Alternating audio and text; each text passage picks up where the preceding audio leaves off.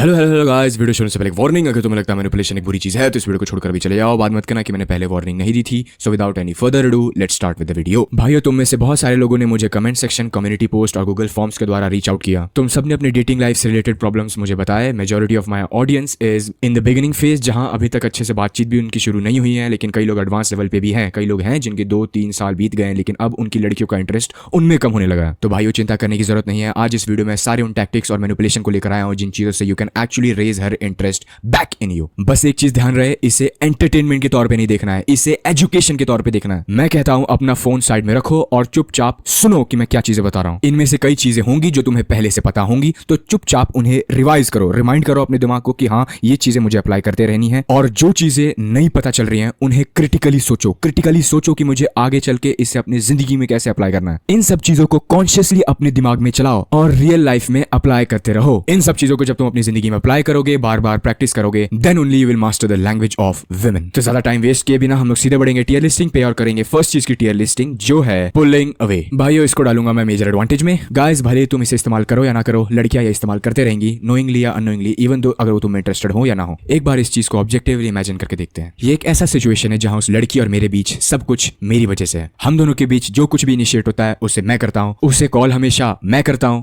उसे मैसेज हमेशा मैं करता हूं, बाहर ले जाना हो या घूमना हो हमेशा मैं करता हूं, और अगर हम दोनों के बीच कोई कन्वर्सेशन भी एग्जिस्ट करती है तो उसे केवल मैं करता हूं। गाइस, अगर तुम ऐसे सिचुएशन में फंसे हुए हो तो गेस व्हाट, कांग्रेचुलेशंस, तुम बिल्कुल उसके लो इंटरेस्ट जोन में आते हो। ऐसी हरकतें ही करते रहो और एक दिन तुम्हें वो ऐसा घोस्ट मारेगी कि तुम्हें उसकी आवाज भी सुनने को नसीब नहीं होगी। यही पर काम आती है ये टैक्टिक, जो है पुलिंग अवे। निकल जाओ उसकी जिंदगी से बाहर। उसे कोई मॉनेटरी, इमोशनल या फिजिकल सपोर्ट देने की जरूरत नहीं है। वो देखेगी कि ये लड़का हमेशा मेरे चक्कर लगाता रहता था, मेरे आसपास घूमता था, मेरे पे इन्वेस्ट करता रहता था। अगर उस लड़की को जेन्युइनली तुम में इंटरेस्ट है तो वो अपने आप कन्वर्सेशन इनिशिएट करेगी, तुमसे मिलने की कोशिश करेगी, बातचीत करेगी कि क्या प्रॉब्लम हो गई। और अगर उसे तुम में कभी इंटरेस्ट था ही नहीं तो भी बहुत अच्छी बात है, क्योंकि अब वो तुम्हें पहले से बहुत ज्यादा रिस्पेक्ट करेगी। उस लड़की के पर्सपेक्टिव से सोचो। उस लड़की को तुम में बिल्कुल भी इंटरेस्ट नहीं है, लेकिन तुम फिर भी उस पर एफर्ट डालते जा रहे हो, उसके ऊपर मेहनत करते जा रहे हो, चीजें इन्वेस्ट किए जा रहे हो। वो तुम्हें हिंट्स दे चुकी है कि उससे तुम में बिल्कुल भी इंटरेस्ट नहीं है, फिर भी तुम उसके आगे पीछे एक भिखमंगे की तरह चक्कर लगाए जा रहे हो। और अब अगर वो नोटिस करेगी कि तुम खुद अपनी मर्जी से उससे दूर चले गए हो, यू हैव पुल्ड आउट, तो वो तुम्हारी रिस्पेक्ट करेगी कि तुम्हारे अंदर अभी भी मर्दानी की बुच्ची हुई है, तुम अपनी सेल्फ रिस्पेक्ट करते हो। और कुछ केस में क्या होगा कि वो लड़की तुमसे ज्यादा अब अट्रैक्टेड होगी, अब ज्यादा तुम्हें इंटरेस्ट उसे आएगा, क्योंकि अब तुम्हें खोने के बाद जब उसे अटेंशन कम मिल रहा है तब उसे पता चलेगा कि उसे कितनी जरूरत है। लेकिन फिर भी मैं इसको बिल्कुल टॉप पे क्यों नहीं डाल रहा हूं, इसका एक बहुत अच्छा रीजन है। कुछ केसेस में तुम्हें सही में उससे कभी बात करने को मौका नहीं मिलेगा, लेकिन वो ऐसे केसेस है जहां उस लड़की को जेन्युइनली तुम्हें कोई इंटरेस्ट नहीं था। तो ये बिल्कुल अच्छी ही बात है। क्यों? क्योंकि तुम्हारा एफर्ट, तुम्हारा मनी, तुम्हारा इमोशनल वेलबींग इसमें ज्यादा बर्बाद नहीं होगा, और खास करके तुम्हें पहले ही पता चल जाएगा कि हाँ, वो चीजें लंबे समय तक नहीं चलने वाली थी। तो फाइनल वर्डिक्ट यही है, अगर उस लड़की को तुम में हल्का सा भी इंटरेस्ट है तो अपने आप वो बातें इनिशिएट करेगी, और अगर उसे तुमसे बिल्कुल भी फर्क नहीं पड़ता तो यह और बेहतर चीज है। क्यों? क्योंकि अब तुम्हारे पास समय बचा हुआ है आगे चीजें सोचने का और अपनी जिंदगी पे फोकस करने का, और तुम्हें ऐसी चीज मिल गई है जो इन सब चीजों से ज्यादा वैल्यूएबल है, वो है तुम्हारी सेल्फ रिस्पेक्ट। इसी के साथ टियर लिस्ट में आगे बढ़ते हुए नेक्स्ट चीज जो है पेशेंस। गाइस, अगर इस पेशेंस नाम की चीज को तुमने अच्छे से इस्तेमाल किया तो ये तुम्हें मेजॉरिटी ऑफ द लड़कों से ज्यादा एडवांटेज देगी, क्योंकि मेजॉरिटी ऑफ द केसेस में लड़के चीजें जल्दी बढ़ाना चाहते हैं। अगर कोई लड़की उन्हें पसंद है तो जल्दी से उसे गर्लफ्रेंड बनाना चाहते हैं, लेकिन गाइस, लड़कियों के अंदर जो अट्रैक्शन है वो समय के साथ बिल्ड होता है। लेकिन बहुत सारे लड़के इस जल्दी के चक्कर में अपना अच्छा गेम भी खराब कर बैठते हैं। वो डेस्परेट हो पड़ते हैं या बहुत ज्यादा इंटरेस्ट शो कर देते हैं या बहुत ज्यादा सिंपी हो जाते हैं, जिसकी वजह से जो गेम बन सकता था वो भी खराब कर बैठते हैं। हाँ, एक एक्सेप्शन है। अगर तुम एक चैड हो, यानी तुम्हारी पास हाइट भी अच्छी है, पर्सनैलिटी भी अच्छी है, पैसे भी अच्छे हैं, स्टेटस भी अच्छा है, सब कुछ अच्छा है, और उस लड़की को तुम्हें इंटरेस्ट भी है, तो तुम्हें चीजें जल्दी बढ़ानी चाहिए। लेकिन मेजॉरिटी ऑफ द केसेस में ऐसा सिचुएशन नहीं होने वाला है। हम लोग भाई नॉर्मल लोग हैं। The only thing that we have is our game and patience. तो आराम से समय लो, चीजों को धीरे धीरे बढ़ाओ, और जब हथौड़ा गर्म हो तो लोहा मार दो। इसी के साथ टियर लिस्टिंग में बढ़ते हुए नेक्स्ट चीज जो है हैविंग दी गेम। इसको सीधे मैं डालूंगा सबसे ऊपर। देखो भाई, अब तुम में से कुछ लोग मुझे कहेंगे सबसे ज्यादा तो लुक्स मैटर करते हैं। आजकल देखो कितना ट्रेंड है लुक मैक्सिंग का। भाइयों, मैंने कितने ही केसेस देखे हुए हैं और खुद पर्सनली रिजल्ट अचीव किए हैं जहां मैंने लड़कियों को लो इंटरेस्ट से अपने प्रति हाई इंटरेस्ट लेवल तक पहुंचाया, केवल on the basis of understanding this game. तुमने खुद आसपास नोटिस किया होगा अपने स्कूल्स, अपने कॉलेजेस में, कैसे बहुत ज्यादा अट्रैक्टिव ना दिखने वाले लड़के भी कैसे बहुत खूबसूरत लड़कियों को घुमा रहे होते हैं, क्योंकि जनरली लोगों को बेवकूफ बनाया जाता है कि लुक्स ज्यादा मैटर करते हैं, हाइट ज्यादा मैटर करती है, फेस ज्यादा मैटर करता है, लेकिन असलियत में इन द लॉन्गर रन ये गेम ज्यादा मैटर करता है। इस चैनल के जरिए तुम इस गेम को सीख तो लोगे, लेकिन इसे फील करना ज्यादा जरूरी है। इसमें बहुत सारी चीजें आती हैं, लाइक इमोशनल रेजिलियंस, लड़कियों के शिट टेस्ट पास करना, समय समय पे मैनिपुलेशन यूज करना, हॉट एंड कोल्ड का सही तरीके से इस्तेमाल करना, और उस लड़की के इंडिविजुअल कैरेक्टरिस्टिक्स के बेस पे चीजों को मॉडिफाई करते रहना। गाइस, मैं ये नहीं कह रहा हूँ कि इस चीज को इस्तेमाल करके तुम अपनी लाइफ में सारी लड़कियों को इन्फ्लुएंस कर लोगे, लेकिन तुम अपने इंडिविजुअल बेसिस पे अपने चांसेस को सिग्निफिकेंटली इंक्रीज कर लोगे। देखो गाइस, कई लड़कों के पास सब कुछ अवेलेबल होता है, उनके पास लुक्स भी होते हैं, उनके पास पैसे भी होते हैं, फिर भी वो लड़कियों के अंदर अपने प्रति ऑब्सेशन क्रिएट नहीं करवा पाते। It is because they don't understand the game. और इसका रिवर्स कई सिचुएशन में होता है कि कई लोगों के पास बहुत अच्छे लुक्स भी नहीं होते और बहुत ज्यादा पैसे भी नहीं होते, फिर भी तुम नोटिस करोगे कैसे वो एक रिलेशन से दूसरे रिलेशन में जंप करते रहते हैं only on the basis of the game. And these guys are ruthless. ये लोग एक बिल्कुल एक्सपर्ट सेल्समैन की तरह होते हैं, अपना घटिया से घटिया सामान भी बिल्कुल कॉन्फिडेंस के साथ ये तुम्हें बेच सकते हैं। गाइज, अगर तुम्हें इंटरेस्ट हो तो फ्यूचर में इस गेम को समझने के लिए मैं एक वीडियो ला सकता हूं जहां मैं इसको ऑब्जेक्टिवली छोटे छोटे पीसेस में तोड़ूंगा और उन्हें एक्सप्लेन करूंगा जिससे कोई भी उसे समझ सके। Just go and comment that you want a video on that, जिससे मुझे पता चलेगा कि तुम्हारी प्रायोरिटी है क्या और तुम्हें चाहिए क्या। अब आगे की चीज केवल उन लोगों के लिए है जिनकी डेटिंग लाइफ अभी तक सेट नहीं हुई है और वो इस चीज पर अपने जीवन के 2-3 साल वेस्ट नहीं करना चाहते हैं। जैसा कि मैं पहले भी कह चुका हूं, तुम इंटरनेट से अपनी सारी बीमारी ढूंढ सकते हो और उनके इलाज भी निकाल सकते हो, लेकिन एक डॉक्टर उसी काम को बहुत जल्दी कर सकता है, ज्यादा एक्यूरेटली कर सकता है, बिना बहुत ज्यादा समय और एनर्जी वेस्ट किए। सिमिलरली, अगर तुम्हारी डेटिंग लाइफ अच्छी नहीं चल रही है या तुम्हें समझ में नहीं आता कि मैं इन चीजों को कैसे शुरू करूं, then go out and fill the Google form. उधर जाओ, अपनी प्रॉब्लम्स लिखो and let us meet personally on the call. Call पे मैं ज्यादा अनफिल्टर्ड और ज्यादा रियल रह पाता हूं। यूट्यूब पे मुझे चीजें जनरलाइज करनी पड़ती है, but on the call I can focus on an individual basis. मैं पर्सनली इंडिविजुअल लेवल पे तुम्हारी प्रॉब्लम पे काम कर पाऊंगा और स्पेशली उन चीजों पे ज्यादा काम कर पाऊंगा जिनसे तुम्हें दिक्कत है। सच बताऊं तो मुझे काम करने में मजा आता है क्योंकि ये मेरी स्पेशलिटी है and I am master in my field. मैंने कईयों की आंखें खोल रखी हैं, इतनी कि that they keep coming back again and again. So just go and try it yourself. और किसी कारण की वजह से अगर तुम इस पे नहीं आ सकते तो कोई चिंता की बात नहीं, मैं इस चैनल पे डेटिंग और वुमेन साइकोलॉजी से रिलेटेड सारी चीजों को लेकर आने वाला हूं, इतना कि एक नॉर्मल से नॉर्मल इंसान भी उसे देखकर अपनी जिंदगी बेहतर बना सके। क्योंकि तुम इस चीज पे कितना भी हंसो, मैं समझता हूं कि एक नॉर्मल इंसान के लिए उसकी डेटिंग लाइफ और उसकी कैपेबिलिटी कि वो कितने पार्टनर्स अट्रैक्ट कर सकता है, वो उसके मेंटल वेल बीइंग के लिए बहुत ही क्रूशियल चीज है। एक और बार फिर से दोहराना चाहूंगा,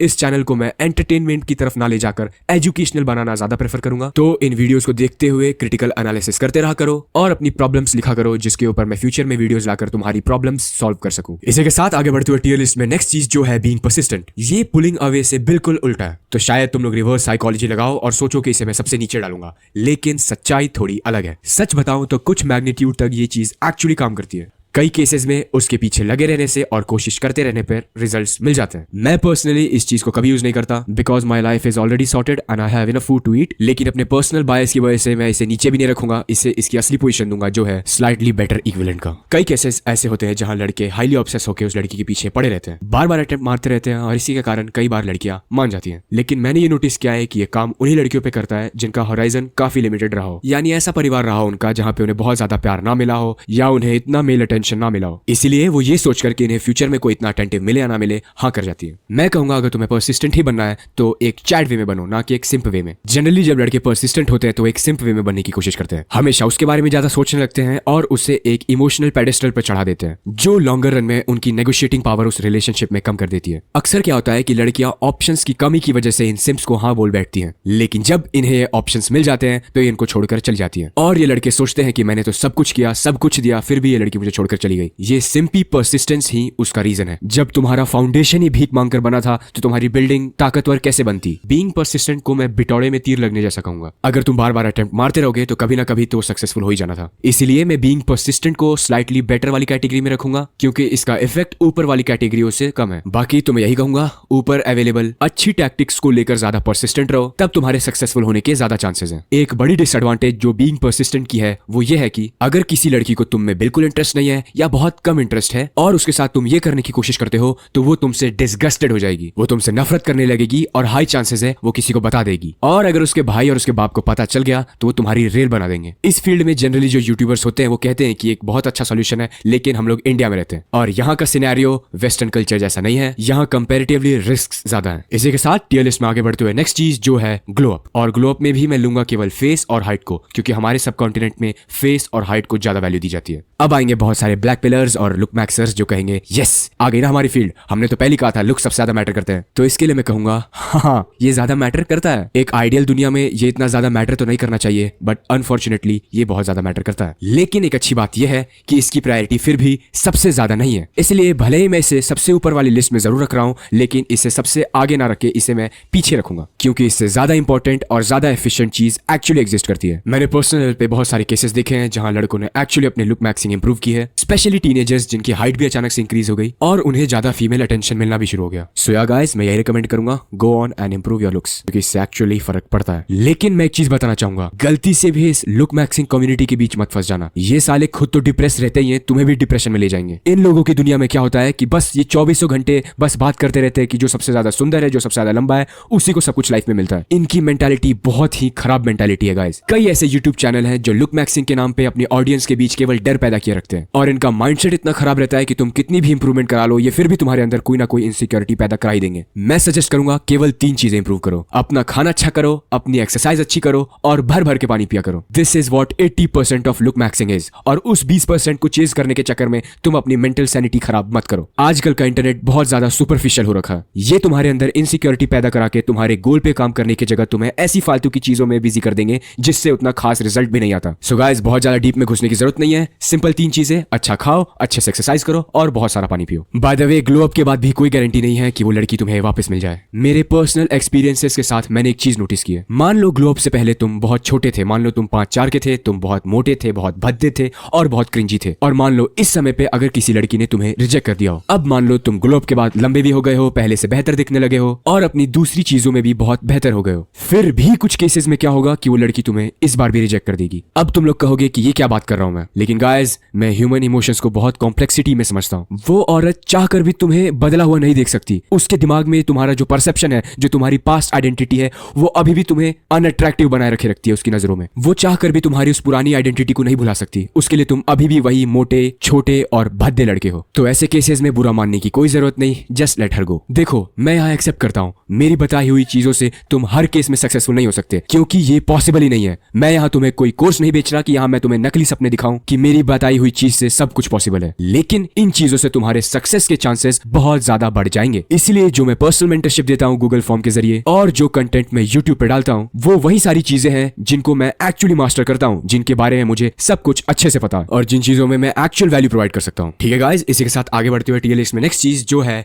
जिमिंग या जिम ट्रांसफॉर्मेशन। देखो भाइयों, यहाँ पे मैं एक बहुत कंट्रोवर्शियल टेक लेने जा रहा हूँ। मैं नहीं मानता मसल गेन से या जिम ट्रांसफॉर्मेशन से तुम उस लड़की के अंदर उस खास लेवल तक का इंटरेस्ट जगा सकते हो। इंटरनेट पे ऐसा लगता है कि मसल्स बहुत ज्यादा मैटर करते हैं, लेकिन रियल लाइफ में तुम नोटिस करो कि लड़कियों को उतना ज्यादा इस चीज से खास फर्क नहीं पड़ता। मैं इसे फिर भी स्लाइटली बेटर इक्विवेलेंट वाली कैटेगरी में डालूंगा। हाँ, मैं ये मान सकता हूँ कि इससे तुम्हें कुछ इनडायरेक्ट हेल्प मिले, like increase in your confidence, जो चीज तुम्हें फ्यूचर में उस लड़की को अट्रैक्ट करने में काम आए। लेकिन specially gym transformation and muscles, I don't believe this will help you in the longer run. मेरे वर्ड्स को ट्विस्ट मत करना, मैं ये नहीं कह रहा हूँ कि जिम करना एक बुरी चीज है, लेकिन just for women attraction perspective मैं ये कहूंगा कि फेशियल ट्रांसफॉर्मेशन और हाइट ट्रांसफॉर्मेशन ज्यादा इंपॉर्टेंट है as compare to a gym transformation. एक रीजन है क्यों majority of the models face और हाइट के बेसिस पे जज किए जाते हैं। ये मत सोचना कि अगर मैं जिम में बैठ के बॉडी बना लूंगा तो मेरे पीछे लड़कियां दौड़े दौड़े आएंगी। इससे बेहतर होगा कि तुम अपने सोशल स्किल्स पे ज्यादा काम करो। सुनो, मैं तो कहता हूँ जिम करो और हार्ड कोर लेवल पे जिम करो, बहुत अच्छी बॉडी बनाओ। भाई, हर चीज केवल लड़कियों के लिए थोड़ी ना करनी होती है, लेकिन प्रॉब्लम तब हो जाती है जब लड़के ये सोचते हैं कि जिम में बॉडी बनाने के बाद मेरी प्रॉब्लम सॉल्व हो जाएगी। कई लोग ब्रेकअप के बाद या लड़की के द्वारा छोड़े जाने के बाद अपनी मेंटल हेल्थ पे काम करने के बजाय जिम पे अपना सारा गुस्सा निकालते हैं। वो सोचते हैं कि मैं बॉडी बनाऊंगा और वो लड़की रिग्रेट करेगी कि उसने क्या चीज खोया है और वो दौड़े दौड़े वापस आएगी। एज ए भाई मैं एक चीज बताता हूँ, ऐसा नहीं होता। इससे बेहतर होगा तुम अपने माँ बाप के साथ, अपने दोस्तों के साथ ज्यादा समय बिताओ। देखो गाइज, अब जिंदगी में हर चीज की तरह कुछ एक्सेप्शंस इसमें भी मिलेंगे। कुछ ऐसी लड़कियां हो जो केवल तुम्हारी जिम ट्रांसफॉर्मेशन या केवल तुम्हारी बॉडी की वजह से इतना इंटरेस्ट हो जाए तुम में कि वो तुमसे एक्चुअल कन्वर्सेशन बढ़ाए। मैं फिर भी कहूंगा हमारे यहाँ इसके केस उतने ज्यादा नहीं होते, और अगर तुम इस चीज से डिसएग्री करते हो then we can have a discussion in the comment section. इसी के साथ टियर लिस्ट में आगे बढ़ते हुए नेक्स्ट चीज जो है प्री सिलेक्शन। गाइज, पिछले वीडियोस की तरह इस बार भी मैं प्री सिलेक्शन को सबसे ऊपर रखूंगा और सबसे ऊपर में भी रखूंगा सबसे आगे। Pre selection is the ultimate factor जो तुम्हारी डेटिंग लाइफ को बिल्कुल नीचे से बिल्कुल ऊपर पहुंचा देगा। अगर तुम सभी को ना पता हो तो इस प्री सिलेक्शन को समझाने के लिए मैं एक एग्जांपल का इस्तेमाल करूंगा। Now let us imagine a situation. इस सिचुएशन में क्या है कि एक लड़की तुम्हें नोटिस करती है। उस लड़की को तुम बहुत खास नहीं लगते हो। मान लो वो लड़की तुम्हें मिड कैटेगरी में या लो इंटरेस्ट कैटेगरी में रखती है, लेकिन मान लो कुछ दिनों बाद वो नोटिस करती है कि बाकी लड़कियों को तुम में इंटरेस्ट है। वो देखती है कि कैसे बाकी लड़कियां तुम्हारे आसपास घूमते रहती हैं या तुमसे बातचीत करते रहती हैं। इस सिचुएशन में होगा क्या कि इस लड़की को भी तुम्हारे प्रति इंटरेस्ट जग जाएगा, इस लड़की को भी तुम ज्यादा अट्रैक्टिव लगने लगोगे। Guys, humans are social creatures and so are the women. पता नहीं, लड़कियों का ये नेचुरल माइंडसेट है, अगर दूसरी लड़कियों को कोई चीज पसंद आ रही है तो उसे भी वो चीज पसंद आती है, क्योंकि भले ही तुम में कोई वैल्यू हो या ना हो, उस लड़की को परसीव होगा कि तुम्हारी वैल्यू उससे ज्यादा है। और लड़कियां जनरली अपने स्टेटस से ऊपर जाना ज्यादा प्रेफर करती हैं। तुम एक तरीके से कह सकते हो कि इस मामले में लड़कियां बहुत ज्यादा सुपरफिशियल होती हैं। तो अब तुम में से बहुत सारे लोग कहेंगे, भाई हम तो प्री सिलेक्टेड नहीं है, तो हमारे लिए भी तो कुछ बताओ, अब हम क्या करें गाइस, ज्यादा चिंता करने की जरूरत नहीं। जैसे कि मैंने बताया कि लड़कियां बहुत ज्यादा सुपरफिशियल होती है, उन्हें बस वैल्यू परसीव होनी चाहिए, भले ही एक्चुअल में तुम्हारी बहुत ज्यादा वैल्यू हो या ना हो। अगर उन्हें बस परसीव होता है कि तुम्हारी वैल्यू ज्यादा है या तुम्हारे पास बहुत सारे ऑप्शन है, तो अपने आप उनके मन में तुम्हारे लिए वैल्यू बढ़ जाएगी। एग्जाम्पल के तौर पे लड़कियों से इंटरेक्शन बढ़ाओ, हर किसी को गर्लफ्रेंड बनाने की जरूरत नहीं, just make them your friends. ऐसी जगह जाओ या ऐसी चीजों में पार्टिसिपेट करो जहां लड़कियों का इंटरेक्शन ज्यादा रहता है। कैजुअल कन्वर्सेशंस होते रहने चाहिए, मजाक करो, हंसो खेलो, सबके अटेंशन में रहो, and automatically with some time this girl will find you more easy to approach, जिसकी वजह से बिना बात किए भी उसके मन में तुम्हारे लिए हल्का सा अट्रैक्शन बिल्ड हो सकता है। चलो अब मैं तुम्हें एक रियलिटी बताता हूँ। अगर तुम लुक्स के मैटर में एक मिड इंसान भी हो और तुम्हारी वुमेन्स के साथ, लड़कियों के साथ ज्यादा कन्वर्सेशंस होते हैं, ज्यादा इंटरेक्शंस होते हैं, तब उस केस में उस लड़की के अंदर तुम्हारे लिए ज्यादा इंटरेस्ट होगा as compare to another guy जो ज्यादा खूबसूरत है लेकिन उसका जीरो फीमेल इंटरेक्शन है। जनरली स्कूल्स और कॉलेजेस में क्या होता है कि लड़के भाइयों का अड्डा बना लेते हैं जहां लड़के केवल आपस में दोस्ती रखते हैं, और अगर कोई इंडिविजुअल किसी लड़की से बात करने जाए तो लोग उसका मजाक उड़ाने लगते हैं या उस पर हंसने लगते हैं। इससे ऑफेंड होने की जरूरत नहीं, इनसे भी दोस्ती बनाए रखो और उनसे भी इंटरेक्शन बनाए रखो। अब एक डीप चीज बताता हूँ, सच बताऊं तो लड़कियों को लुक्स से फर्क नहीं पड़ता, जिस चीज से उन्हें एक्चुअल फर्क पड़ता है वो होता है स्टेटस, और प्री सिलेक्शन एक टाइप का स्टेटस है। एग्जाम्पल के तौर पे अगर एक लड़का बहुत ज्यादा गुड लुकिंग है तो जनरली लड़कियां उससे अट्रैक्ट हो जाती हैं, लेकिन अगर साइकोलॉजिकल रीजन देखोगे तो उसके पीछे एक्चुअल रीजन है कि लड़कियों को ऐसा परसीव होता है कि ये लड़का ऑलरेडी प्री सिलेक्टेड है। रियल लाइफ सिचुएशन में होगा क्या कि अगर एक खूबसूरत लड़की दूसरे खूबसूरत लड़के के साथ रिलेशन में जाती है और अगर वो बाद में नोटिस करती है कि इस लड़के को दूसरी लड़कियां भाव भी नहीं देती, कोई और लड़की उस लड़के के प्रति अट्रैक्टेड नहीं फील करती या इंटरेस्ट नहीं शो करती, तो समय के साथ ये लड़की भी उस लड़के के अंदर इंटरेस्ट खो देगी। तो इन द लॉन्गर रन अगर तुम नोटिस करोगे तो स्टेटस हर चीज से ज्यादा मैटर करता है, लुक्स से तो बहुत ज्यादा ही मैटर करता है। इसलिए मैंने प्री सिलेक्शन को इतना ऊपर रखा। तो ऐसा दिखाना कि तुम्हारे पीछे और लड़कियां हैं, तुम्हारे पास ज्यादा कनेक्शंस है, ज्यादा ऑप्शंस है, ये तुम्हारे लिए एक बेनिफिशियल चीज है रिलेशनशिप में आने के बाद भी। लेकिन गाइस, मेरे पर्सनल एक्सपीरियंस के साथ मैंने इसमें भी एक खामी ढूंढी है। अब तुम लोग कहोगे कि साले तू हर चीज में खामी ढूंढ लेता है, but guess what guys, this is why I say I know more about things that you see generally on the internet. कोई भी चीज परफेक्ट नहीं होती, हर अच्छी चीज के अंदर बुराई और हर बुरी चीज के अंदर अच्छाई ढूंढी जा सकती है। So getting back on the topic, इस प्री सिलेक्शन के अंदर ये डिसएडवांटेज है कि ये 90% लड़कियों में काम करता है लेकिन 10% लड़कियों में काम नहीं भी करेगा, क्योंकि कई लड़कियों को और जनरली अट्रैक्टिव लड़कियों को कंपटीशन फेस करना पसंद नहीं है, स्पेशली उन्हें लड़कों के कंपैरिजन में रिजेक्शन से ज्यादा डर लगता है। तो अगर ऐसा हुआ कि तुम्हारे पास बहुत ज्यादा प्री सिलेक्शन है, बहुत सारी लड़कियां तुम्हारे पीछे हमेशा घूमते रहती है, तो वो लड़की कभी तुम पे अप्रोच नहीं करेगी, उसे लगेगा कि तुम उसकी लीग से बाहर हो। वो ऐसे एनवायरमेंट में रहना चाहती है जहां उनके पीछे लड़के दौड़ते रहे, उन्हें ना चेज करना पड़े। And that is why you often see कि ये खूबसूरत लड़कियां जनरली मिड लड़कों को प्रेफर करती हैं। तुमने खुद अपनी रियल लाइफ में नोटिस किया होगा कि कैसे सबसे खूबसूरत लड़कियां बिल्कुल नॉर्मल या बिल्कुल मिड लड़कों के साथ रिलेशनशिप में रहती हैं। उन्हें चाहिए रहता है कि उन्हें लड़के चेज करें, वो किसी को ना चेज करें। तो मोटा मोटी बात यही है कि दिखाओ तुम्हारे पास प्री सिलेक्शन है, तुम्हारे पास स्टेटस है, और जिस लड़की में तुम्हें इंटरेस्ट है जाओ उससे इंटरेक्शन बढ़ाओ, अपने आप धीरे धीरे चीजें बढ़ेंगी और चीजें जो मैं बताते आ रहा हूं उन चीजों को अप्लाई करो, and guess what, you will get that girl in no time. Guys, अभी तक तुम्हें ये वीडियो पसंद आई हो या तुम्हें वैल्यू मिली हो इस वीडियो से कुछ भी, तो मैं कहूंगा go and fill out the Google form और मुझसे पर्सनली कांटेक्ट करो। मैं इसके कंपैरिजन में तुम्हें वहां पर बहुत ज्यादा वैल्यू दे पाऊंगा। पर्सनल लेवल पे क्या होगा कि मैं बिल्कुल तुमसे एक भाई या एक दोस्त की तरह बात कर पाऊंगा और तुम्हें एक ऐसी मेंटालिटी से इंट्रोड्यूस करवा पाऊंगा जिससे मैं तुम्हें केवल मछली नहीं दूंगा, तुम्हें मछली पकड़ना सिखाऊंगा। Guys, you really don't know what you are missing, just try it for once. मेरे सारे क्लाइंट्स, मैं तो उन्हें भाई बोलता हूं, मेरे पास दोबारा आए हैं and they have really thank me for introducing them to a new perspective, totally different from what is generally shown in the media. इसी के साथ टियर लिस्ट में आगे बढ़ते हुए नेक्स्ट चीज जो है गेटिंग रिच या having a lot of money, इसको मैं डालूंगा टियर लिस्ट में interested but not specifically in you वाली कैटेगरी में। अब तुम में से बहुत लोग दौड़ते दौड़ते आएंगे और कहेंगे देसी चैट भाई आपको पता नहीं है लड़कियों को सबसे ज्यादा पैसे मैटर करते हैं। तो तुम लोगों को मैं कहूंगा एक बार मेरी बात को सुनो। जनरली हमारे इंडियन सब कॉन्टिनेंट में ऐसा होता है कि एक बार सेटल हो जाओ, एक बार पैसे कमा लो, एक बार स्थिर हो जाओ, उसके बाद लड़कियों पे ध्यान देना शुरू करना। लेकिन ये पैसा कमाने में, गेटिंग रिच में तुम्हारी उम्र कितनी बीत जाएगी? तुम कम से कम 25 से 30 के बीच होगे, तब जाकर तुम्हारे पास एक डिसेंट इनकम आना शुरू होगा। इस बीच होगा क्या कि ये जो लड़कियां हैं ये बहुत यंग एज से रिलेशनशिप में आना शुरू कर देती हैं। उस समय तक ये होगा कि उनके पास मैच्योरिटी बहुत ज्यादा आ चुकी होगी, उनके बहुत सारे रिलेशनशिप्स रह चुके होंगे और तुम बैठे निठल्ले रह जाओगे। और सच बताऊं, तुम्हारे पास इतना इमोशनल एक्सपीरियंस ही नहीं होगा कि तुम उस लड़की को कभी खुश रख पाओगे। और इसीलिए गाइस, अगर तुम बस केवल पैसे कमाने के चक्कर में लगे रहे तो तुम अपनी सोशल लाइफ का बुरा हाल कर बैठोगे। और ऐसे चोमू लड़कों के साथ ही ऐसा केस होता है जहां उनकी बीबियां उन पे चीट कर बैठती हैं। सच बताऊं, I would rather have a girl जो मुझे मेरे पैसे ना होने के लिए मुझे रिजेक्ट कर दे, रादर देन अ गर्ल जो केवल मेरे पास मेरे पैसों के लिए आए। गाइस, मैं हर प्रकार की लड़कियों के साथ इंटरेक्शन रखता हूं, भले वो अच्छी हो या बुरी हो। मैं कई रिलेशनशिप्स में भी रह चुका हूं और मैं स्पेसिफिकली ऐसी लड़कियों के साथ ज्यादा इंटरेक्शन रखता हूं जिन्होंने अच्छे खासे लड़कों की जिंदगी बर्बाद कर रखी है या उनकी इमोशंस के साथ खेल रखा है। And I know it on a personal level, उनके खुद की लाइफ से मैंने एक्सपीरियंस किया। उन्होंने मुझे बताया भी है कि कैसे वो कुछ लड़कों को केवल पैसे खर्च करने के लिए रखती हैं, कुछ लड़कों को ये केवल ट्रीट लेने के लिए रखती हैं। इन सिंप्स के साथ वो कभी कमिट नहीं करती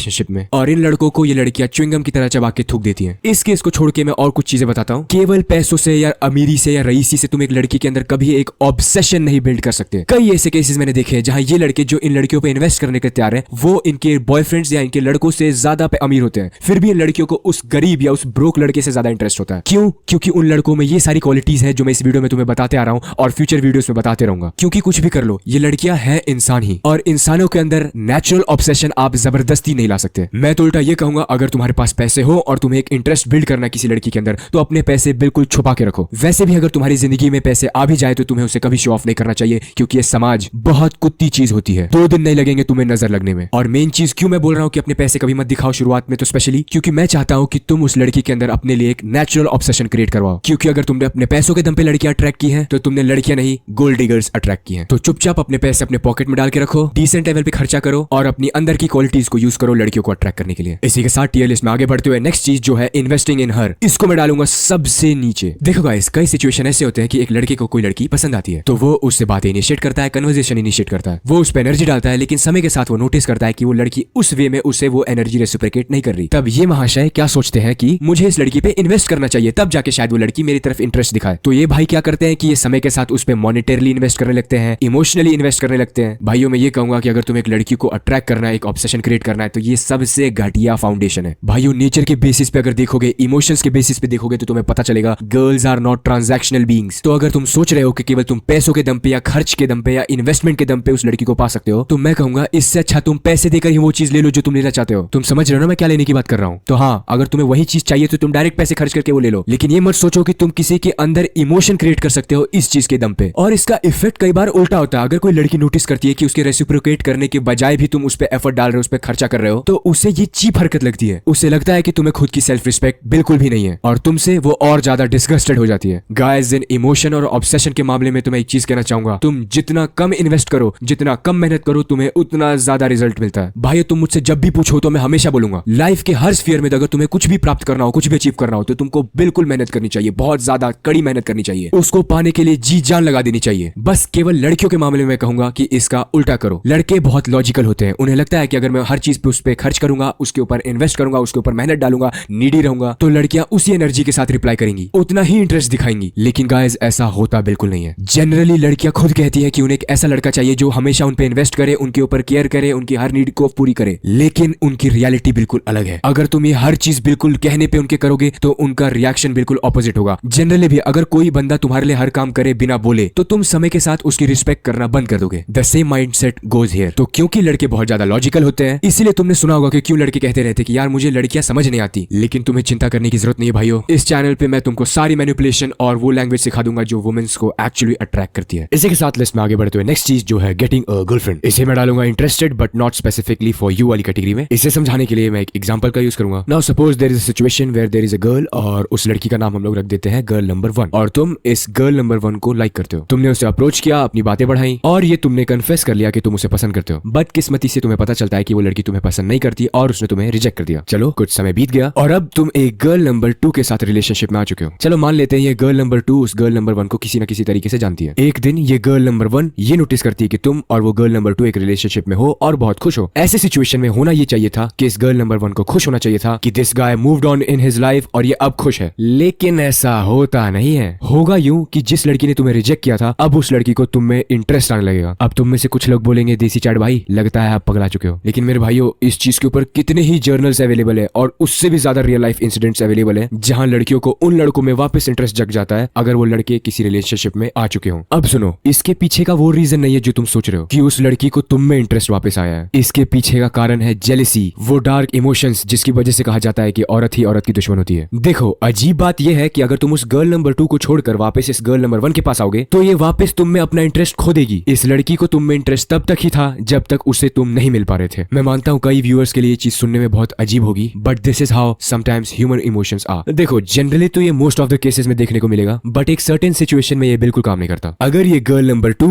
गर्ल नंबर 1 से बदसूरत है या उससे कम अट्रैक्टिव है तो इस गर्ल नंबर 1 को तुमसे बिल्कुल फर्क नहीं पड़ेगा। तो अट्रैक्शन जगाने के लिए तुम्हें गर्ल नंबर 2 को गर्ल नंबर 1 से ज्यादा सुंदर बनाना पड़ेगा। अब इस नॉलेज का तुम क्या करोगे ये तो मुझे भी नहीं पता, लेकिन मैं बस इस चीज को सबके सामने लाना चाहता था क्योंकि जनरल यूट्यूब पे ये सारी चीजें कोई नहीं बताता। इसी के साथ टियर लिस्ट में आगे बढ़ते हुए नेक्स्ट चीज जो है making her laugh. Simple words में बोलूं तो एक फनी पर्सनालिटी या एक इंटरेस्टिंग पर्सनालिटी। इसे मैं रखूंगा सबसे ऊपर और ऊपर में रखूंगा इसे ग्लोइंग अप से भी एक कदम आगे। देखो कई अब लुक मैक्सर्स आएंगे और वो कहेंगे कि लुक्स ज्यादा मैटर करते हैं, हाइट ज्यादा मैटर करते हैं। मैं मना नहीं कर रहा हूँ कि ये चीजें मैटर नहीं करती, लेकिन अगर देखा जाए लॉन्गर रन में तो एक विटी पर्सनालिटी और एक ह्यूमरस पर्सनालिटी होना कहीं ज्यादा इंपॉर्टेंट होता है। इन सब मामलों में लड़कियां थोड़ा ज्यादा इमोशनल होती हैं और अगर तुम अपने प्रेजेंस में उसे हमेशा हंसा सको, हमेशा उसे टीज करते रहो, then guess what, you will have a special place in her heart just for yourself. चलो एक चीज बताता हूँ, इस पे अच्छे से ध्यान देना। अगर एक लड़की को तुम में इंटरेस्ट है तो वो तुम्हारी हर छोटी मोटी बातों पे हंसेगी, इवन दो तुम्हारे जोक्स अच्छे हो या ना हो। इसी के रिवर्स में अगर तुम उसे हमेशा अपनी प्रेजेंस में हंसा सको तब वो तुम में ज्यादा इंटरेस्ट लेने लगेगी। देखो मुझे कई लड़कियों ने बताया और मैंने खुद भी जनरली नोटिस किया है कि लड़कियों का फ्रेंड सर्कल लड़कों के फ्रेंड सर्कल के कंपैरिजन में बहुत ज्यादा बोरिंग होता है। In general compare to boys लड़कियां थोड़ी ज्यादा बोरिंग होती हैं। Not to offend any girl if she is watching, और अगर तुम देख भी रही हो तो क्यों देख रही हो, पता नहीं कैसे इस्तेमाल करोगे तुम इसका। तो मोटा मोटी ये बात है कि लड़के कंपैरेटिवली ज्यादा फनी होते हैं, इसलिए लड़कियां प्रेफर करती हैं मेल फ्रेंड्स को as compare to female friends, और कंपैरेटिवली मेल फ्रेंड्स उनके दिनचर्या में ज्यादा काम आते हैं उन्हें। तो बात यही है, मेक योर पर्सनैलिटी इंटरेस्टिंग। इसी के साथ वीडियो के एंड में मैं फिर से वही चीज वापस एम्फसाइज करूंगा, go and fill out the Google form if you want to see a drastic change in your dating life. और इसी के साथ इस चैनल को भी सब्सक्राइब कर लो। इस चैनल पे मैं इंडियन सब कॉन्टिनेंट से रिलेटेड लड़कों के लिए डेटिंग एंड वुमेन साइकोलॉजी से रिलेटेड सारी चीजों को लाता रहूंगा। तो इन चीजों को देखो, इन्हें रिवाइज करो और अपनी रियल लाइफ में अप्लाई करते रहो। और इस वीडियो को देखो जहां मैंने सारी मैनिपुलेशंस को टियर लिस्ट किया हुआ है। और तब तक के लिए जय हिंद, जय भारत।